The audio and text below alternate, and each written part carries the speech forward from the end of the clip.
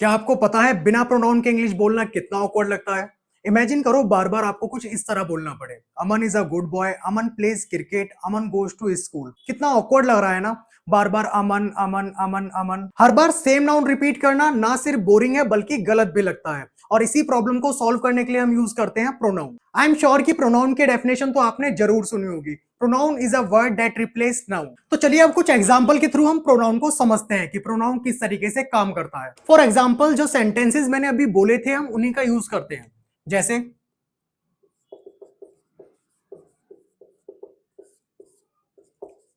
Aman is a good boy. Aman एक अच्छा लड़का है। Then the next sentence is Aman plays cricket. After that Aman goes to school. अगर इन सेंटेंसेस को मैं लगातार यूज करूं या कंटिन्यूअस वे में यूज करूं तो ये बहुत ऑकवर्ड हो जाएगा। फॉर एग्जांपल मैं अगेन इसको बोल के दिखाता हूं। Aman is a good boy, Aman plays cricket, Aman goes to school. तो बार बार अमन वर्ड का यूज करना बहुत ऑकवर्ड या अजीब लग रहा है। तो इसीलिए हम इसे रिप्लेस कर सकते हैं प्रोनाउन के साथ। फॉर एग्जाम्पल मैंने इस सेकंड वाले सेंटेंस में अमन यूज ना करके उसकी जगह पे यूज करा ही, जो कि एक प्रोनाउन है। इसी तरह थर्ड वाले सेंटेंस में अगेन मैंने अमन को रिप्लेस करके एक प्रोनाउन का यूज करा जो कि है ही। तो अब सेंटेंस कुछ इस तरीके से बोले जाएंगे। Aman is a good boy, he plays cricket and he goes to school. तो आई होप आपको प्रोनाउन का मीनिंग क्लियर हुआ होगा कि प्रोनाउन क्या होते हैं और किस तरीके से वर्क करते हैं। अब आगे हम समझेंगे कि प्रोनाउन के कितने टाइप्स होते हैं, क्योंकि प्रोनाउन में सिर्फ ही वर्ड नहीं आता। इसी तरीके से मल्टीपल और भी वर्ड्स हैं जो प्रोनाउन के अंदर आते हैं, जो कि नाउन को रिप्लेस करते हैं। तो अगला टॉपिक हम समझेंगे the types of pronoun. Pronoun के वैसे 10 टाइप्स होते हैं, लेकिन इस वीडियो में हम वो प्रोनाउन कवर करेंगे जो सेंटेंसेस में काफी ज्यादा यूज होते हैं। तो सबसे पहला प्रोनाउन हम लेके चलते हैं the personal pronoun. Personal pronoun, जिसमें हम सेंटेंस के अंदर यूज होने वाले सब्जेक्ट और ऑब्जेक्ट्स की बात करते हैं। जैसे ही का ऑब्जेक्ट हिम, शी का object her, I me, you का ऑब्जेक्ट यू, वी का ऑब्जेक्ट अस एंड दे का ऑब्जेक्ट देम।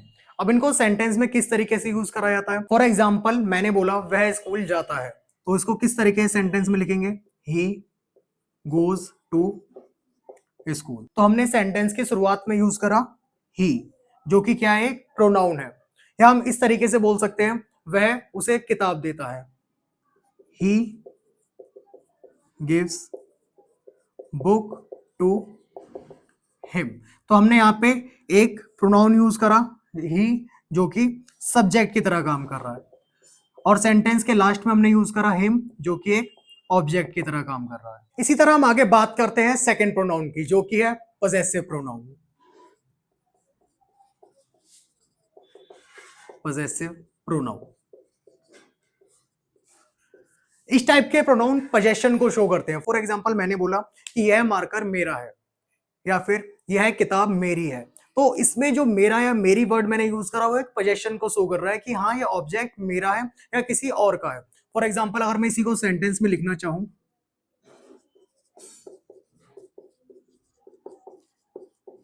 यह किताब मेरी है, तो इसे मैं इंग्लिश में किस तरह ट्रांसलेट करूंगा, दिस बुक इज माइन। या फिर अगर मैं बोलूं यह किताब उसकी है, तो इसको किस तरीके से करेंगे, यह किताब उसकी है। तो इसका इंग्लिश ट्रांसलेशन होगा दिस बुक इज हिज या फिर हर्स, इस तरह से। अब इसके अंदर वर्ड्स कौन कौन से आते हैं वो हम देखेंगे। जैसे his, hers, yours, mine, ours and theirs. अब इसके बाद हम थर्ड प्रोनाउन समझते हैं, जो कि है डेमोन्स्ट्रेटिव। डेमोन्स्ट्रेटिव प्रोनाउन,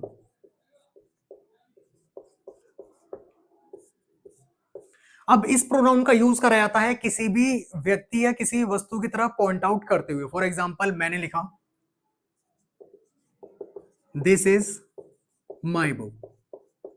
इसका मतलब यह मेरी किताब है। तो मैं किसी भी बुक की तरफ इशारा करके कह रहा हूं कि यह किताब मेरी है। या हो सकता है मैं इसको कुछ इस तरीके से लिखूं, डेट इज योर बुक, वह किताब तुम्हारी है। तो इसके अंदर कौन कौन से और वर्ड्स आते हैं, जैसे अभी हमने देखा दिस एंड डेट, फिर उसके बाद दो वर्ड्स और हैं, these and those. This and that जो होते हैं यहाँ पे वो दोनों सिंगुलर होते हैं, तो इनके साथ हमें सिंगुलर हेल्पिंग वर्ब का ही यूज करना होता है। अब ये हेल्पिंग वर्ब क्या होती है, ये आने वाले वर्ब के टॉपिक में हम समझेंगे कि व्हाट इज हेल्पिंग वर्ब। इसके बाद दीज और दोज, ये दोनों जो होते हैं प्लूरल होते हैं, और इनके साथ हम उसी तरीके की प्लूरल हेल्पिंग वर्ब का यूज करते हैं। So the next pronoun is distributive pronoun.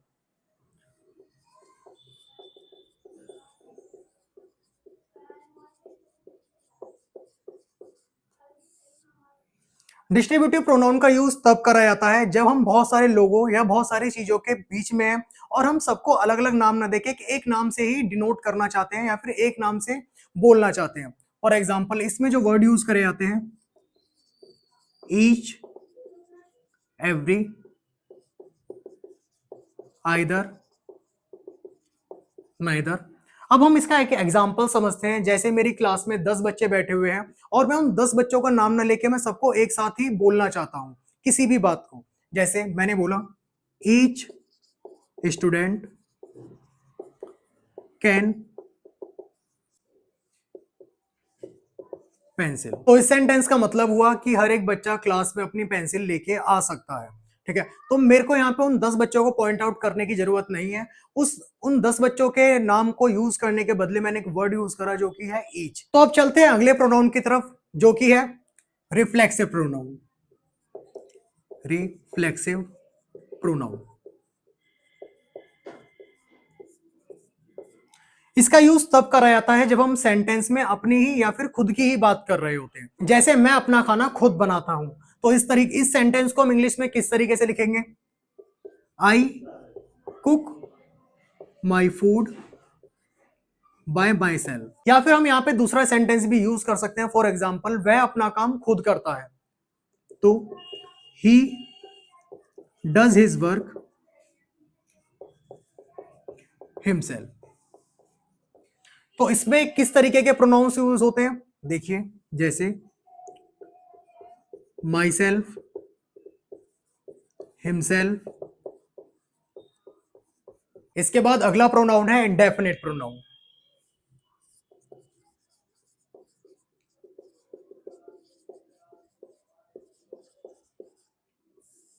तो पहले इसके एग्जांपल समझते हैं कि इसका यूज किस तरीके से सेंटेंसेस में होता है।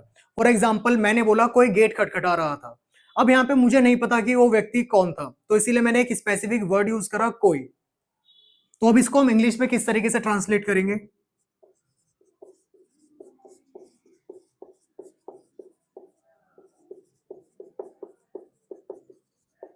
तो मैंने इसको इंग्लिश में लिखा somebody was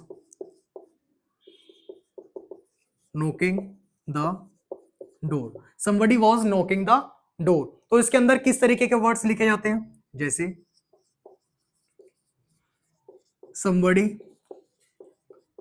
someone, anybody,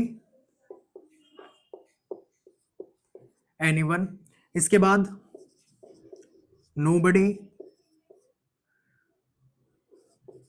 no one, and we can use everybody, everyone। इसके बाद चलते हैं अगले प्रोनाउन की तरफ जो है रिलेटिव प्रोनाउन।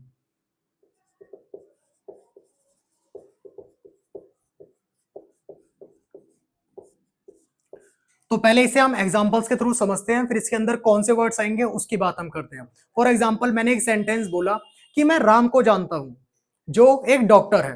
तो अब इसको इंग्लिश में किस तरीके से लिखेंगे, I know Ram who is a doctor. I know Ram who is a doctor. अब यहाँ पे जो मैंने वर्ड यूज करा है हु, वो एक रिलेटिव प्रोनाउन है। अब इसका यहाँ पे यूज क्यों करा गया, ताकि मेरे को राम वर्ड दोबारा यूज ना करना पड़े। तो इसके अंदर किस तरीके के वर्ड्स आते हैं? Who, which, whom। तो प्रोनाउन का ये टॉपिक खत्म हो चुका है। बस आपसे इतनी सी रिक्वेस्ट है कि प्रोनाउन की ये टेबल अपनी कॉपी में नोट डाउन कर लेना, ताकि जब हम अगली वीडियो करें और उसमें सेंटेंसेस को समझें तो इनका यूज कर सकें। आई होप आपको प्रोनाउन का ये टॉपिक समझ आया होगा। अगर ये वीडियो आपको हेल्पफुल लगी तो चैनल को सब्सक्राइब कीजिए, वीडियो को लाइक कीजिए और शेयर कीजिए।